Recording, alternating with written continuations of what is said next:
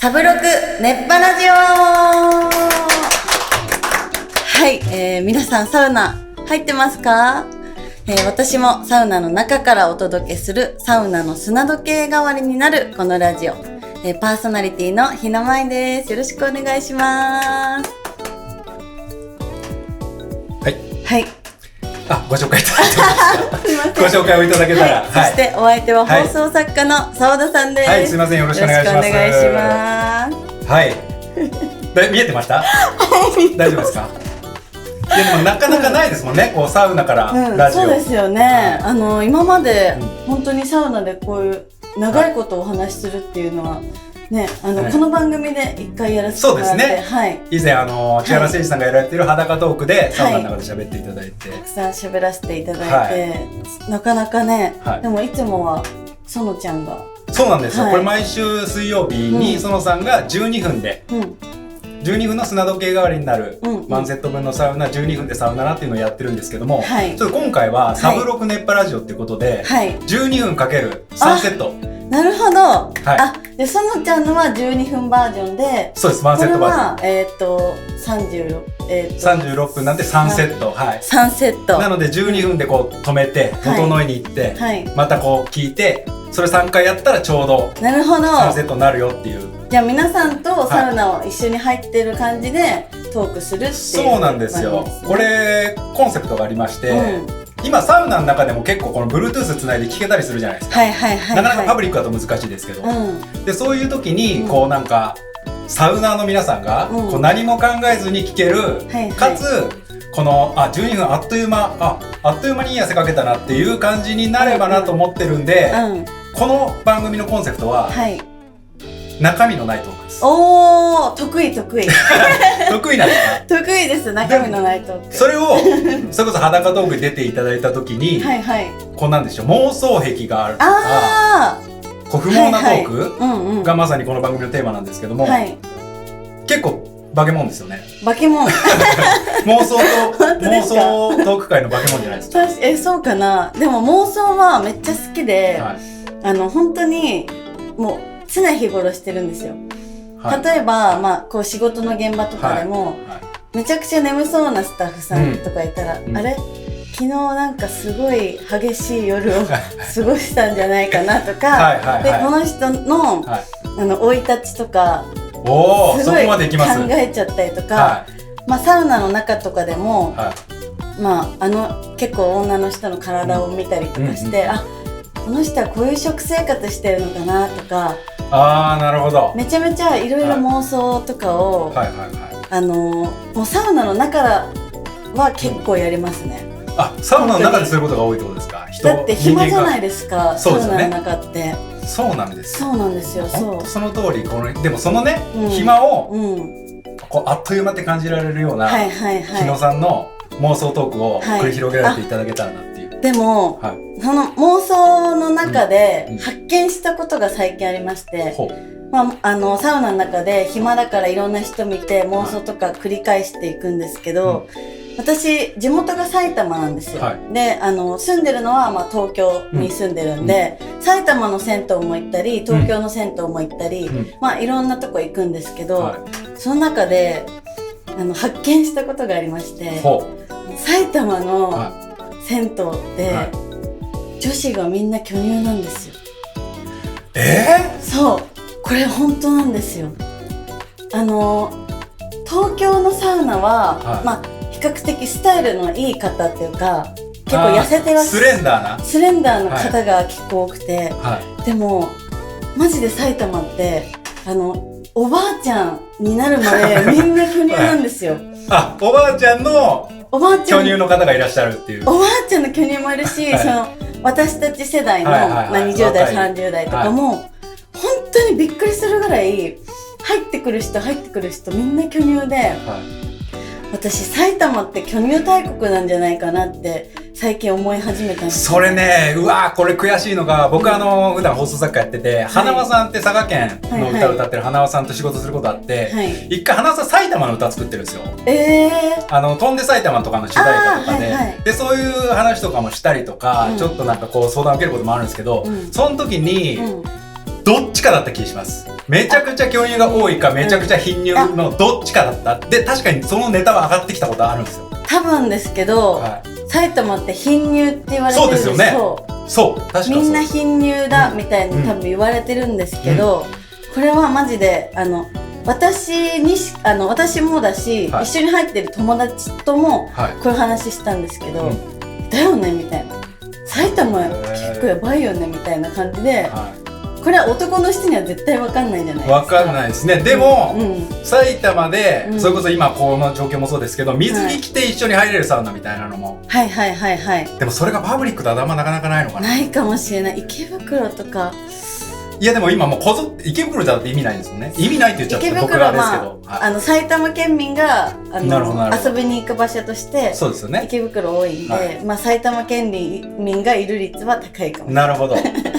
でもなんかちょっとそういうのあったら、これ日野さんの話聞いてこぞっていくかもしれないです。そうですよ。なるほど。でも本当にそう、びっくりしますよ。結構もう男の人はね、分かんないじゃないですか、そのサウナ室の様子。いやでもちょっとね、僕も見つけたら日野さんに共有しますね。どこどこの県はちょっとでかいやつ多いわとか。確かに。どこどこの県は左ばかり。ちょっとね、いただいてばかりじゃ申し訳ないんで。そうですね。なので教えていただいて。なるほど。じゃあそんなね、まさにサウナで聞くに、もう今妄想トーク始まってますけど、これ視聴者の方とかからお題もいただいてるんで、そちら行きましょうか。はい。それではサウナトーク。イエーイ。さあこちらですね、3つのサウナと書かれたカードありますので、好きなの引いていただいて、そこに書かれたお題で、じゃあ何でいきますか。じゃん。ロッカーナンバー575オレオさん。パラメーターを振り分けて理想のパートナーを作ってください。項目は顔、年収、女癖、各10点満点で持ち点は20点となってます。なるほど。女癖？女癖10の方が当然いいわけですから、10はもう浮気とか一切しない。女癖がめっちゃいい。めっちゃいい。なんとなくですけど平均が7とかなんじゃないですか。6とか7ぐらいで、日野さんは20点持ってると。顔、年収、女癖、どう振り分けますかっていう。もう私はもう一発でこれが一番もう点数いってほしいっていうのが女癖。女癖に10使いますか？もう10絶対使う。じゃあ絶対浮気されたくない。絶対に嫌だ。浮気されるってもうなんかもう屈辱じゃないですか。なるほど。自分的にはもう屈辱。なるほどなるほど。その屈辱を味わわせやがってって思っちゃうんで、絶対にこの屈辱を味わわせてこないもう誠実な人ね。誠実な方。大体こういう話するとそんな人いないよみたいな言うけど、浮気したいなっていう心は皆さん絶対あるじゃないですか。願望あるかもしかしたらね。そうある、みんなあるって思って生きてるんですけど、そこでなるほど、一線を越えるか越えないかはそうその心を持っててもいいですけど、絶対にしない人。どっかで俺には日の前っていう素敵な彼女いるんだからっていう抑止力になってやらないっていうところで踏みとどまってほしいってことですね。絶対にそうじゃないともう受け付けない。それは10使いますか。残り10ですよ。あと2項目。顔と。だって私言っちゃえば顔を0.5 ぐらいでもいいです。いや 0.5 は分かんないです結構ですよ。結構ですよ。だって顔がじゃあ何でもいいってことですか。もう顔とかマジで結構どうでもいいというか、このブサイクな方、世間的にブサイクなと言われてる方でも全然いい。てかそっちの方がいいです。そっちの方がいい。私的にその顔がいい男性って女癖は絶対に悪いって思っちゃうから、だから顔がブサイクな男性のもともとでもあれですよ。女癖に10使ってるから、例えばですけど顔10に選んでもそいつは浮気しないってことですよ。そうか。はい。日野さんも銃使ってるから。はい。そしたらじゃあ浮気しないイケメンが入る。ただお金はもう借金まみれですよね。そしたらゼロになるから。ダメだよ。お金は本当に欲しい。お金はどれぐらいですか？お金はじゃあ女癖の銃はもう譲れない。譲れない。年収5。年収9で顔1。うわ、そうなんですね。あ、そんないびつなパラメーターになるんですね。はい、顔はね、ほんと正直なんかブサイクな方でもどんどん好きって思ったら可愛く見えてきちゃったりとかするじゃないですか。なるほど。いや、ないですか？僕はちょっと。これ澤田さんも作れます？これでも男からしたら簡単ですよ。この項目だったらね。そっか、年収はあれか。年収ゼロでいいですもん。そっか。顔と男癖ですね。そこが10がいいです。僕は10、0、10です。10、0、10。だって年収はね、別にこちらがもう養えばっていうことですもんね。だからもしこれ項目変えるとしたら、なんですよね。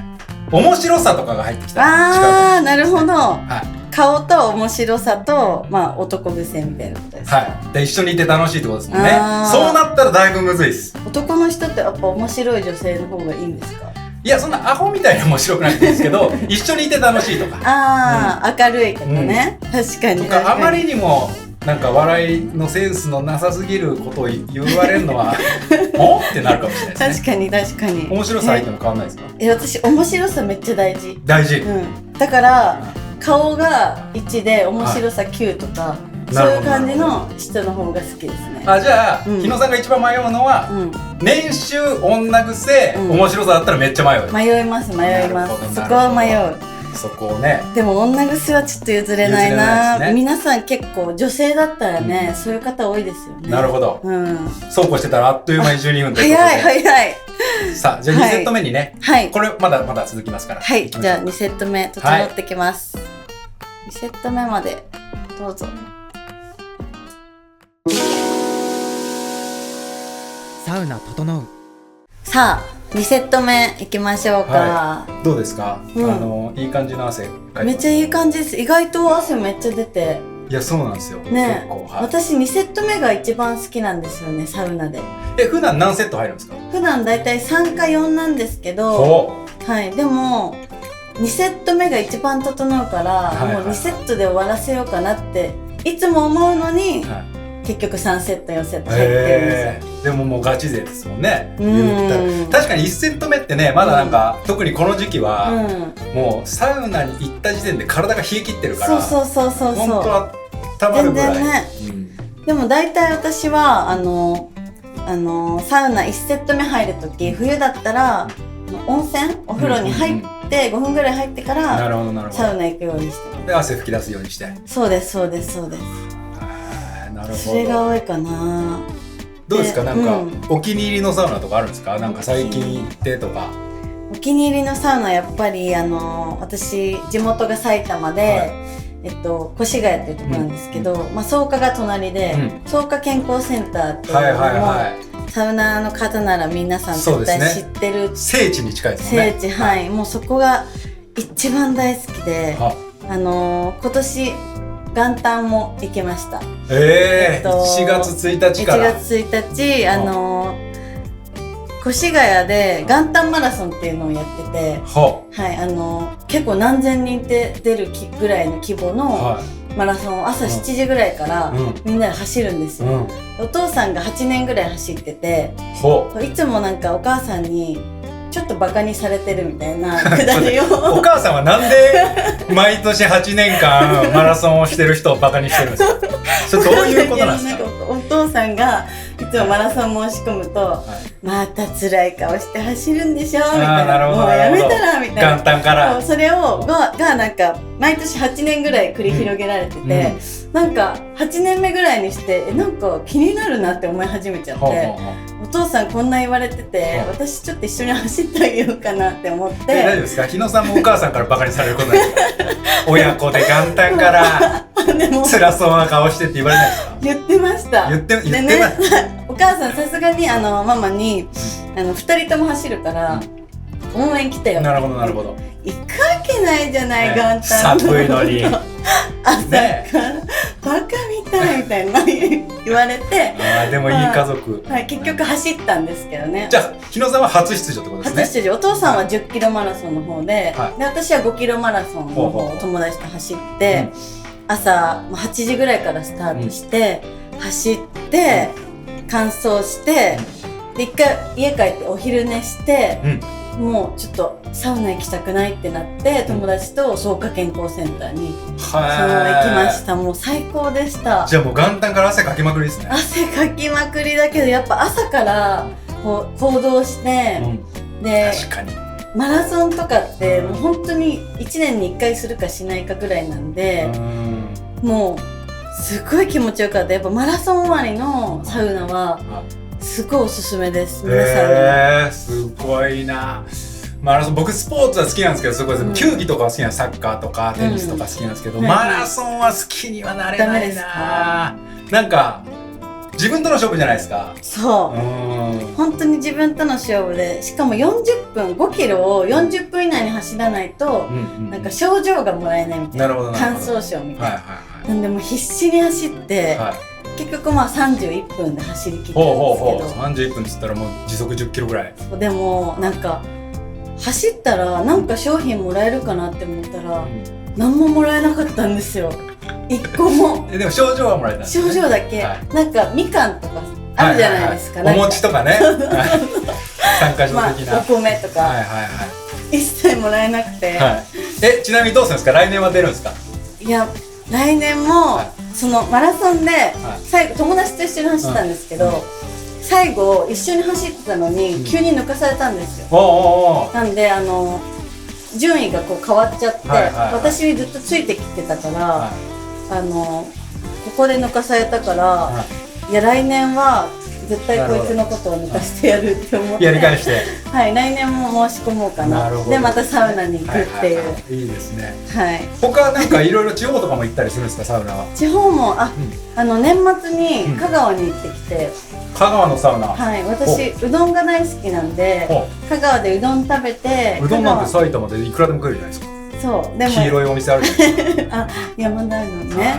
でも香川のね本場のうどんを食べて、食べたいなって思って、で浦島ビレッジっていう、浦島太郎が潜った海が目の前にあるビレッジみたいな一棟貸しのサウナもあって、一棟貸しのお家みたいな、泊まれる、で海に入れるみたいな、その浦島太郎が入ったって言われてる海に入って整えるみたいなサウナがあって、サウナ自体は結構こうバレルサウナみたいな感じでよくある感じのとこだったんですけど、やっぱ景色がねもうプライベートビーチなんで、うわーめっちゃいい。すごい最高でした。本当知らんがなって言われると思いますけど、海好きなんですよ俺。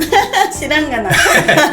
海好きなんですよ俺。いいですよね。なんか山でサウナ入る派か、海でサウナ入るか、オーシャンビューの方が絶対いい。わかります。私も海サウナ派で。あ、本当ですか？そう、でも海サウナって結構ベタベタになるから、ちょっと嫌なところもあるんですけど。でもそれに勝るね、ビューがね、ビューがもう半端ないですね。で夜になるとあっち側に浦島ビレッジのあっち側に無人島があって、海の向こうで、で潮の満ち引きでそこまで行けるんですよ。うわー。そう。でもただ今の時期だと夜中の3時ですみたいなこと言われたんで。確かにね、そういう季節とかでありますよね。ムーンロードみたいなのができたりとかね。そうめっちゃ良かったです。いや、いいとこ行ってますね。なるほど。じゃあそんなね、行きたくなるような有益な情報をいただいたところで、不毛なトークいきましょうか。不毛なトークいきましょう。サウナトーク。じゃあまたこのサウナのカードから選んでください。じゃあサでいきましょうか。ロッカーナンバー3番。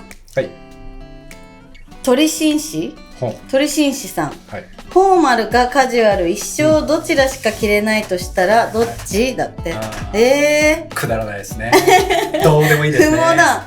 けどこれはもう一発だな。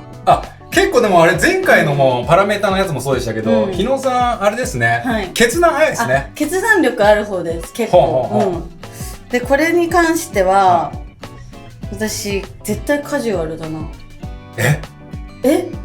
フォーマルの方が良くないですか？なんでカジュアルがいいですか？カジュアルってあれですよね、ちょっとダルギっぽい、まあスウェットとか、ね、ジーンズとか T シャツとか。フォーマルはまあスーツ、男性スーツ、まあ、女性もスーツだったりドレスだったり。やだ、着たくない。ヒールとか履きたくないですもん。いやでもフォーマルは、行こうと思えばどこでも行けるじゃないですか。でもカジュアルは行けない場所が出てくるじゃないですか。まあ、確かにドレスコードあるお店とか。お店もそうですし、冠婚葬祭とか。確かに。じゃあ例えばジャージで行くみたいな。じゃあ日野さんが、和田アキ子さんの芸歴何十周年パーティー。やばいやばい。スウェットっすよ。やばい。確かにそれ考えるとそうですね。フォーマルは自分さえ我慢すれば別に居酒屋だって行けるし、別にディズニーランドスーツで行ってもいいし。でもなんかどちらにせよ、変な人とは思われますよね。変な人でもそれ行けない場所はないかなっていう僕は。確かに。でもフォーマルの人がフォーマルの姿で居酒屋に行ったとしたら、ちょっとなんか白い目で見られるというか、あの人もなんか気取っちゃってみたいな。そうっすか？全然だって仕事帰りのねサラリーマンの方とか会社員の方は、まあ確かにね、行ってるから全然。でも女性の、ドレスとかね、ドレスとか、スーツとか、で行くじゃないですか。例えば幼稚園のお迎えに行く。そうですね。他のママからね。ママからあの人気取っちゃってって。なるほどね。絶対なるじゃないですか。でもカジュアルの方は、もう単純に常識ない人って思われますよね。日野さん、じゃあ、もしじゃあ今後結婚することになりました。カジュアルですよ。自分のも。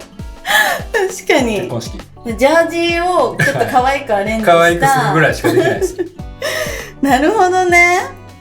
そうか。だったらフォーマルのがいいのか。僕はフォーマル派ですけど、フォーマルで唯一、ここだけネックだなと思ったのは、寝るとき。寝るときどうするんですか、フォーマルは。だからジャケットだけ脱がさせてください。シャツとスラックスで寝るんで。やだな。やっぱりやだ。私カジュアルだ。もう和田アキ子さんの何十周年パーティー行く時とかもカジュアルで行きます？最初からすいません今日ジャージなんですけどって言って、それ許してくれるんですか？大丈夫ですか？許してもらえるかはわからないけど、笑って許してくれます？笑って許してほしいですね。じゃあ例えばあれどうですか？もしですよ、日野さんが今後、何か失言なり、何かしてしまって謝罪会見、カジュアルで出ます。大炎上ですよ。確かに。スウェットで、すいませんでした、私の発言で皆様に不快な思いさせてしまってをカジュアルですよ。でもそれ最初に言います。最初に言ったら許されるシステムなんですか？私はジャージしか持ってないんで、ジャージでお届けさせてもらいます。すいませんって言って、ちゃんとそこはもうジャージでしか過ごせないですっていうのを。いや寝るのだけ我慢してフォーマルの方が便利じゃないですか。やだ、だってもうダラダラできないじゃないですか。ダラダラ過ごしたいもん。いやダラダラ過ごしたいですけど、まあそれはもうさっき言ったなんだろう、なんかちょっとこう軽いドレスみたいにないですか？軽い。なんかそんなにゴワゴワしてないというか。あるけどね。あるけど。そんなんじゃ物足りないと。物足りない。なるほど。バクネみたいの着て寝たいですもん。そうですね。確かに。スウェットみたいな。確かに。そう寝るときね。一生過ごしたい。なるほど。じゃあもう、そういう謝罪会見とか、大御所の先輩のいろいろパーティーとかは、もう最初に言って。もう愛嬌で乗り切るっていう。最初に。すいませんすいませんっつって。なるほどね。愛嬌で乗り切りたい。なるほど。確かによく考えると結構ね、リスキーなこと多いですね。ちょっと迷いますね、これね。迷いますね。面白い。そんなくだらないこと考えてたら自分いるんですよ。はい。ということで、また3セット目でお会いしましょう。サウナ整う。それでは3セット目いきたいと思います。日野さんはどうなんですか？2026年こんなことしたいとか、どういう年にしたいとかあるんですか？2026年が厄年なんですよ、私。本当ですか？僕も厄年ですよ。やばここもうずっとやばいです。やばいです。やばいですね。ただ厄年って私この間お祓いしてきたんですよ、マネージャーさんたち。もう厄払い行ったんですか？はい、厄払い行ったんだけど、後々聞いたら厄年の区切りみたいなのって節分らしいんですよ。2月3日なので、まだ澤田さんも前役の状態で、そうなんですか。私も前役の状態らしくて、2月3日になったら切り替わって翻訳になるらしいです。なるほど。じゃあ2月3日以降に行った方がいいってことですか。だから今のは厄払いは無効だったらしくて。無効なんですか。確かに換算されないんですか。そうあんまり厄年になったのに悪いこと全然起きないなって思ってたんですよ。で、なんでだろう、絶対厄年これ結構すぐに何か起きるはずだってずっと毎日もう気を張って生活してたんですけど、本当起きたことといえば1月4日に朝4時ぐらいにピンポンってインターホンに乗って誰と思ってこう見たら、モニターにおばさんなのかおじさんなのか分かんない人が一見分かんない人ね映ってたっていう、こう覗き込んで。いや、それ結構怖いけどなでも出たんですか。出てない、もう怖くて。でも2回ピンポンになっちゃったんですよね。ただここを通さなければ、下のロックを開けなければここに入ってこれないから、マンションには絶対入れないぞって思って、絶対に反応しなかったんですけど、まあ朝4時の出来事ですね。朝4時？はい、朝4時。あ、怖い怖い、ダメ。それダメなやつです。うわ、ダメなやつ、それ。しかもおじさんかおばさんかわかんない。おじさんだったらウーバーイーツかなとか。ウーバーそんな時間するんですか。あ、他の会の人ってことですか。いや、間違えちゃって、おじさんの方がウーバーイーツ確率高いじゃないですか。おばさんで朝の4時からウーバーイーツやってる人あんま聞いたことないですね。もしね、おばさんだったら本当に怖いなって思って。怖いですね。それぐらいかなっていう。なんか起きました？悪いこと。いや、特別まだ起きてないですけど、なんでしょうね。でも男の人の厄年ってなんか女の人の方が厄年やばそうなイメージがある。あ、本当ですか。30代ずっとですよね。厄年で。でも教えますね。じゃあ厄年について結構調べたんで。あ、教えてください、ぜひ。まずラベンダー色の服を着る。はい、もう毎日。それはもうどの厄年の人も一緒なんですか。一緒で2月3日からもう毎日ラベンダー色の服を着てもらって、あと7色の何かを身につけるっていうので、なんで私作ったんですよ。ビーズで7色色のビーズの腕輪みたいな。すごいですね。ミュージシャンみたいなイントネーションで言いますね。ビーズ？ビーズじゃない。あれ？そっちがでも、あ、そうか、正式なの。まあごめんなさい。ビーズ。100均で買ってね。100均で買ったやつ。つけて、あとはなんか人に振る舞いをするみたいな。まあ何かあげたりとか、感謝の気持ちを持って。なるほど。だから僕も日野さんも麻雀やるから、どんどん振り込んだ方がいい。確かに。そういうことですね。だから。周波悪だよっていうことですね。そう、相手が欲しそうなものを見極めて差し込んでいったりとか、そういうのをしていかないと、やっぱ悪いことがどんどん起きていっちゃうよっていうので。なるほど。人のためにじゃないけど。人のために行動しましょうっていうのが厄年の掟らしいです。へえ、そうなんですね。だから何でも厄年のせいだって思っちゃいけない。確かにね。それはね、結構思っちゃいますよね。私も思っちゃいましたもん、結構。でも普段その初詣とか行かれるんですか。初詣行きます。いつも地元の初詣行って、でも今年は本当に厄年で危ないということで、マネージャーさんたちと芸能の神社、赤坂の愛媛神社、豊川稲荷に、なるほど246沿いの近くだ。そうです。でもその時も厄年だったからか場所間違えられて、マネージャーさんに。それは厄年関係ないです。それまさに今言ってた厄年のせいにしちゃいけない例の代表格ですね。はい、違う神社言われて、そこ行って。あんまりこれね、サウナ室の外にマネージャーさんいるから言いづらいですけど、それはマネージャーさんのせいです。そうですよね。しかも10分も遅れてきたんですよ。なるほど。はい、そんなこともありまして。確かに。でも僕も初詣、あそこおすすめですよ。僕はもう毎年そこで初詣ですけど、代々木八幡。原宿の原宿、そうですね。飲み屋の交差点の近くですね。あそこは僕結構いろんな先輩に言われます。みんな結構やっぱ芸人界はみんな行ってる。しかも結構なクラスの方が。で僕はその先輩に言われました。その、まあたまたま僕は近く住んでるんですけど、そこ僕ここに住んでるんですよ。代々木八幡近く住んでるんですよ。仕事増えたやろ。増えましたやっぱ。でも増えた気しますね。なんかあそこ風水的にいいみたいですね。なんか気の流れが代々木八幡の周りって超いいんですよね。そう、なんか龍の通り道みたいなこと言われますね。いいですね。はい、なんかあそこは結構みんな行ってる出世の。おすすめですので、厄年の方は。なるほど。はい、行ってみてください。はい、じゃあ最後のこのようなトークいきますか。はい。サウナトーク。はい。じゃあ最後引いてください。はい、じゃあうで。はい。はい。ロッカーナンバー321番アラサー女子さんから。彼氏と付き合って2年、結婚もしたいなと思うのですが、彼氏の親が私のことをよく思っていません。正直私も彼氏の親が好きではありません。私はどうするべきだと思いますか？ちなみに彼氏の親が私を毛嫌いしているのは、私にタトゥーが入っているためです。もうその世代間のね。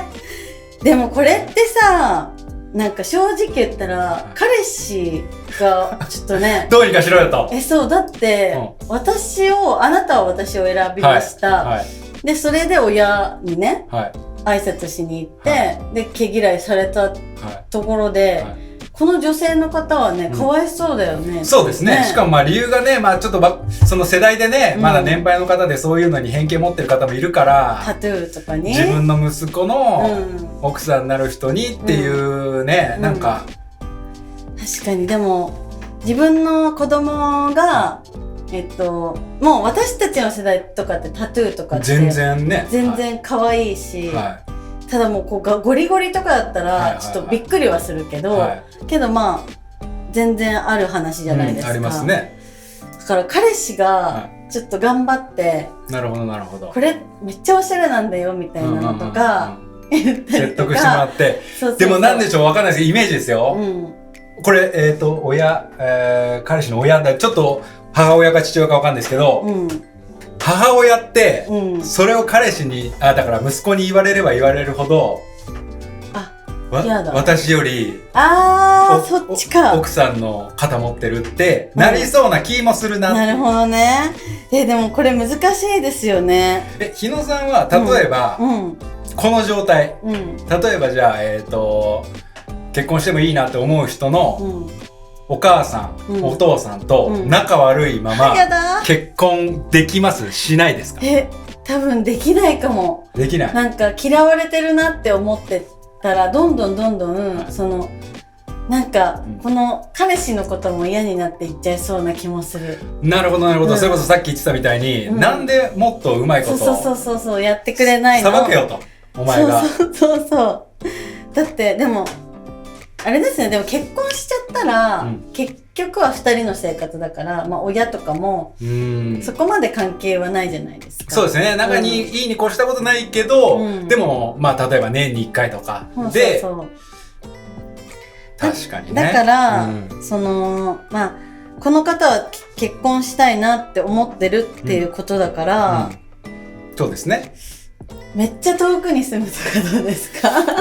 そのために引っ越すのもなるほどね。確かにこれ距離感大事だな。近かったらね。1年に1回会うか会わないかぐらいの。そう。で、お正月とかに会うぐらいなら、冬だからタトゥーも隠れるじゃないですか。なるほどなるほど。厚着していけば。そう。うわ、確かにな。難しいね。でも正直私も彼氏の親が好きではあります。そこお互いにね。もうだから、いや私もあなたの親もう苦手嫌いってなっちゃったんでしょうね。でも結構ありますよね、こういう話ね。結構聞きますね。僕の周りも確かに。周りでもあるけど、まあ所詮ね、もう離れてるし、みたいな感じでみんな割り切ってることが多かったりしません？逆だったらどうします？じゃあ。日野さんのお母さんと日野さんのお母さんお父さんが、マラソンやるお父さんとそれをバカにするお母さんが日野さん連れてきた彼氏ともう仲悪いバッチバチです。もうでもそしたらなんか彼氏のこと嫌いになりそう。なんかでもそれさっきの理論で言うと日野さんがうまく回せよとまあそうですよね。こっちとこっち頑張ってやるから、その上で仲が良くないのならこう彼氏に問題があるのかなって、やっぱちょっとこの親の元で育ってきたからなるほどって思っちゃう。仲良くないママは嫌ですか？ちょっとそのまま結婚はできない？ちょっとね、だからどうにかしたいですよね。だから正月とかも、いや俺前の実家行かないから行ってお父さんと走ってくれいいじゃん。やだっていう感じ。やだな、仲良くはしてほしいもんな。俺も東京残って普通に誰か飲んでるから。やだ。だからなんかやっぱ物とかを差し上げるとか。物を差し上げる。物勝負とか。なるほど。もうだからもうなんとかしてなんとかこう仲良くなるように。それでも無理ならもう仕方ないなっていう、もう割り切って遠くに住むとか。接待マラソンやるとかね。いやお父さん早いっすよ。その年でね。勝てないっすよ。そううまくやっていけばね、なんとかなるかもしれないですからね。なるほど。まあでも切実な問題ということで。いやもっと長くちょっと解決したいけど、もうとはいえもうお時間でどうでしたか？あっという間ですね。サブロックネップラジオね。これ聞いてる人もね、あっという間って感じてくれたら一緒にサウナ入ってる気分になってもらえれば。ぜひまたやれたらなと思いますので。ということで、またお会いしましょう。ありがとうございました。サウナラなかったですね。サウナラ忘れてた。サウナラ言いたい。いや全然いいです。一応サウナラだけ言う。さよなら。